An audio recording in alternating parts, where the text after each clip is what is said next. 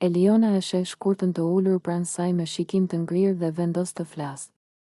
Ajo merr frymë thellë dhe fillon një bisedë të qetë, por me vendosmëri, duke i shprehur ndjenjat e saj pa lënë hapësirë për kompromis. Eliona, shkurta, dua të them diçka që duhet ta kuptosh mirë. Unë kur nuk do ta fal Benitën. Ajo më ka bërë shumë keq, më ka ofenduar në mënyra që nuk mund t'i përballoj thjesht duke buzëqeshur. Shkurta përpiqet të flasë, por Eliona e ndërpret me një ton të vendosur. Eliona, mos më ndërpres. Dëgjoj.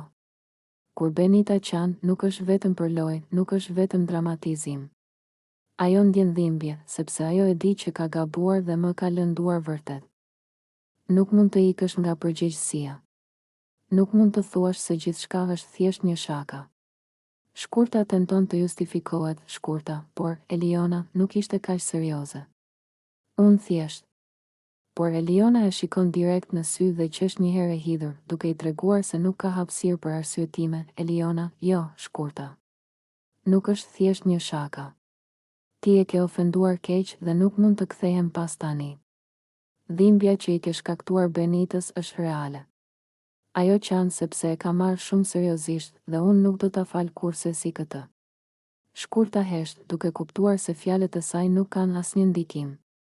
Eliona vazhdon me një ton më të qetë, por të vendosur. Eliona, shiko, unë nuk jam këtu për të mbajtur inate për gjithçka.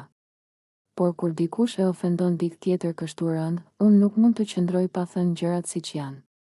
Ti duhet ta kuptosh se ka limite dhe këtë herë i ke kaluar. Benita ka të drejtë të ndjejë dhimbje dhe unë do jem pranë saj për të mbrojtur atë. Shkurta ul kokën, duket e tronditur, ndërsa Eliona merr frymë thellë dhe shton. Eliona, nuk ka asnjë mënyrë që ta fal, shkurta. Ti duhet të reflektosh mbi veprimet e tua. Kjo nuk është thjesht një lojë. Nëse nuk kupton se sa shumë e ke lënduar Benitën, do ta shohësh vetë se si pasojat do të vijojnë. Biseda përfundon me tension.